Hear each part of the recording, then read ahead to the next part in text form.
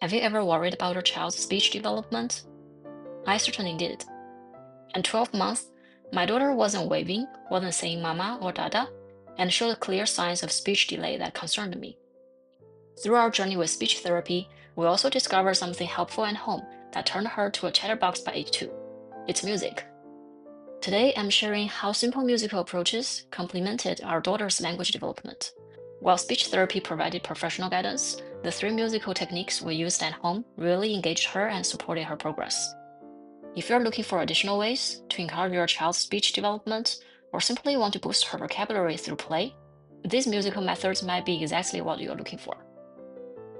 Our first approach connects image to familiar melodies. It's straightforward but surprisingly effective. You can use picture books, flashcards, or even toys. When you spot an item, sing a song about it. For example, you can take a star and say, "Look at the star. Do you remember our star song?" Then you can sing the Twinkle Twinkle Little Star. Twinkle, twinkle, little star, how I wonder what you are. You can point to an umbrella and a raincoat, and then sing the song about rain. Rain, rain, go away, come again another day.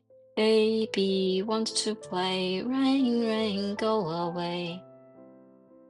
Or you can point to the pictures of farm animals and sing Old MacDonald. Old MacDonald had a farm, E-I-E-I-O. And on that farm he had a cow, E-I-E-I-O. What makes this technique special is how it follows your child's natural interests. My daughter soon began pointing at pictures herself and requesting songs through gestures. This created a beautiful communication cycle. She'd initiate and we'd respond with music, and she would learn words in this joyful and pressure-free context. Our second approach uses engaging question and answer patterns, similar to the book Brown Bear, What Do You See? Although you can adapt this to any picture collection. The structure looks like this. We ask about one image, animal, animal, what do you see? And then we provide an answer. I see a different animal looking at me. Then continue with the newly mentioned image. Here's how it works in practice. Rooster, rooster, what do you see? I see an elephant looking at me. Elephant, elephant, what do you see? I see a tiger looking at me. I was amazed by my daughter's focus during these musical conversations. Her eyes would track my fingers across the image, and she absorbed new words with each melodic exchange. In the beginning, I sent both questions and answers, and as she grew familiar with the pattern, I would pause for keywords and create space for her to fill in. This gentle invitation encouraged her to speak. For our third technique, we expanded beyond visual observations to explore diverse question themes.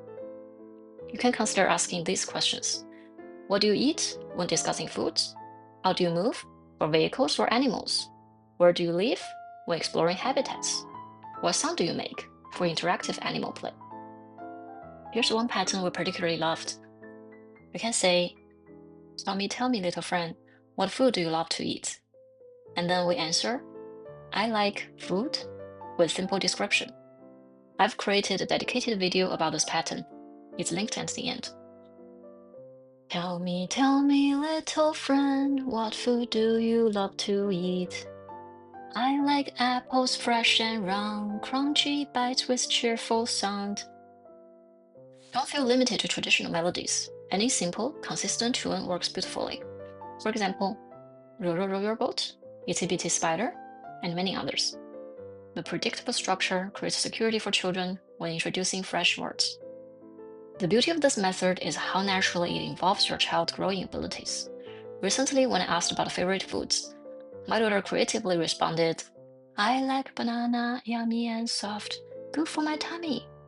She's not just acquiring words, but developing conversation skills and expressing her unique thoughts. Creating rhythmic lyrics about various topics might seem overwhelming. I initially felt the same way. Fortunately, I discovered AI tools can handle the creative heavy lifting. They are much more poetically inclined than I am. In my next video, I'll demonstrate exactly how to use these tools for your musical language adventures. Stay tuned for those practical tips. Music has been truly transformative in our home. My daughter has now fully caught up with her speech milestones, and these musical interactions continue enriching her vocabulary and communication confidence. Remember, each child develops at their own unique pace. These musical approaches created a supportive, joyful environment where language can naturally flourish without pressure. Thank you for joining me today. See you next time.